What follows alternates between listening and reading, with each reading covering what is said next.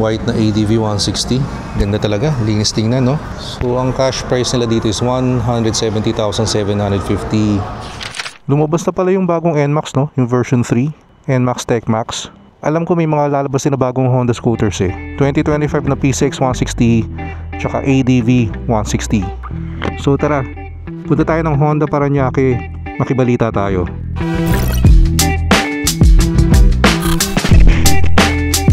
For me, napaka-okay ng scooter market this 2025 kung nagpaplano kang bumili. Ito NMAX, oh. And speaking of NMAX, sabi ko nga, kaka-launch lang nung version 3 dito sa atin, yung NMAX Tech Max. And meron na rin ng bagong Aerox. And meron na rin nung 2025 na PCX 160. And alam ko meron din yung ADV. Yun nga lang, hindi ko pa alam kung kailan ang labas nun dito sa atin. Kaya again, punta tayo ng Honda para makichismis. And sobrang ganda talaga ng mga bagong lalabas na scooter sa this year. Yung Aerox NMAX, ang dami ng binago. Sulit na sulit, lalo na sa mga mag-upgrade. Yan yung PCX, nakita ko na rin sa video. Ganda, naka TFT panel na. Ang hindi ko lang gusto is hindi na siya naked handlebar. Eh, kilala nyo naman ako, fan ako ng naked handlebar. Kasi marami akong kinakabit talaga dito eh. Bago ako naglagay ng Chigi, meron akong quad lock dito. Naglalagay din ako ng camera mount. Although dito ko na muna ngayon nilalagay sa side mirror. Pero again, if you're in the market for a scooter, sobrang okay ngayong bumili this 2025. And first time rin pala natin pupunta sa Honda showroom this year. Isa na pupuntahan pa lang natin is yung Kawasaki sa Alabang. Pero sabi ko nga, gusto kong ibalik yung dati na madalas tayo nag-feature ng mga kasa ng showroom. Kasi marami rin nagtatanong yan kung magkano ba yung SRP ng mga motor, kung may mga promo ba, special deals. So yun ang mga gusto nating ma-share sa viewers natin this 2025. Alright, so we are here, Honda Safety Driving Center. Yun, may nag-aaral ah. Yung Honda Motorcycles Parañaque sa tapat lang nito. Actually, Honda Big Bikes Parañaque to, pero kompleto rin sila ng scooter sa baba, sa ground floor. Alright, so nagtanong tayo. Wala pa pala sila nung Giorno Plus, next week pa daw. And wala pa rin sila nung bagong PCX and ADV 160. Pero pakita ko na rin kung ano yung mga meron sila dito. So meron sila nitong Honda Beat Playful. Ang cash price nito 74,250. Down payment for 850. Then ito guys yung installment. Yun, white na ADV 160. Ganda talaga, linis tingnan, no? So ang cash price nila dito is 170,750. Kung gusto yung installment, down payment 17,350. And ayan naman yung monthly payment. Walang kupas tong ano, ADV 160. Then may PCX din sila. Glossy white to. So alam ko CBS to. And pag silver din tong emblem dito, CBS yan. Pag gold yung ABS. Ito matte red na PCX. Ito ABS to. Lahat ng ABS matte color. And again, gold tong emblem sa gilid. Ito yung pinahiram sa atin ni Honda eh, ng 2 weeks. Pati kulay ganito. Miss ko na to ah.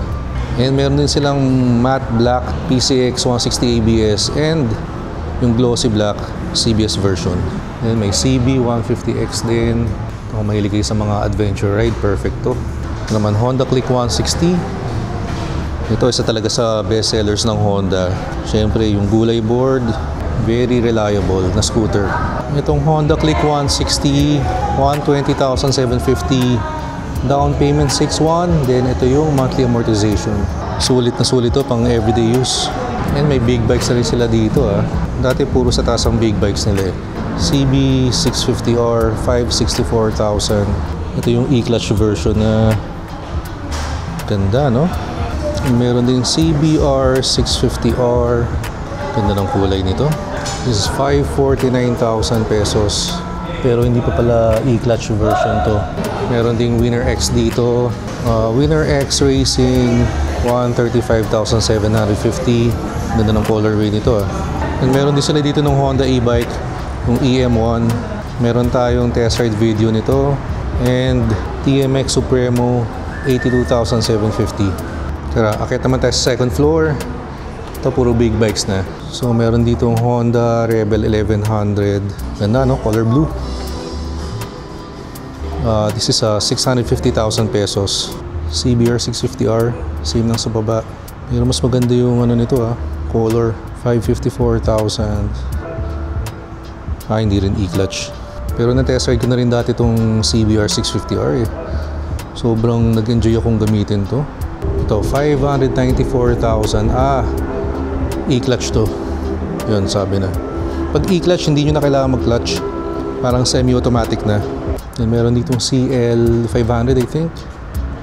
409,000 pesos. Ganda rin to, no? CBR 500R, 389,000 pesos. Pero syempre kung magsi-CBR kayo, doon na sa 650, no? Ito, mahilig ka sa naked bike, okay na okay ito. Hornet 500, 379,000 pesos. Alam ko TFT na rin to eh. Ganito, same lang sa baba. CB650R, yung CB500X. Ito, naka-test ride din ako nito. Sobrang nag-enjoy akong gamitin. 399,000 pesos. Pero kung Honda Adventure bike ang pag-uusapan, ito ang favorite ko. NX500, 409,000. Nung nagamit ko to, sobrang comfortable, very agile and nimble, sarap gamitin. For me, para siyang baby Ducati. Ganito, XADV. Siyempre, since naka-ADV 160 tayo, pangarap din natin tong kuya. 839,000 pesos. Medyo pricey lang talaga, pero for sure, sulit yan.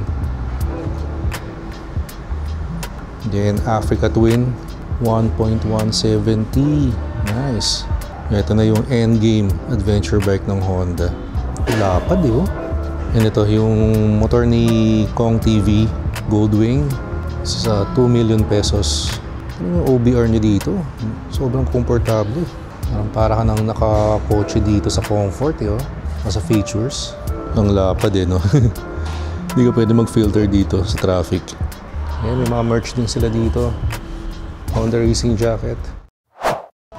Alright, so nakausap din natin yung manager nito ng Honda Big Bikes Parañaque. And may mga test ride unit sila. And excited na ako. This week, we will try out yung mga demo bikes nila. XADV. So, schedule natin to this week. We'll do a review. So, sobrang excited na ako. First time nating matatry ito. XADV. Then ito, CB500. And itong CL500 and itong Rebel. Itong Africa, I'm not sure kung demo unit din nila to, pero tanongin natin. Pero syempre, understandable na yun since naka ADV 160 tayo. Talagang sobrang excited tayo dito sa kuya. So big shoutout pala ulit kay Sir Reggie. Siya yung manager dito sa Honda Big Bikes Parañaque.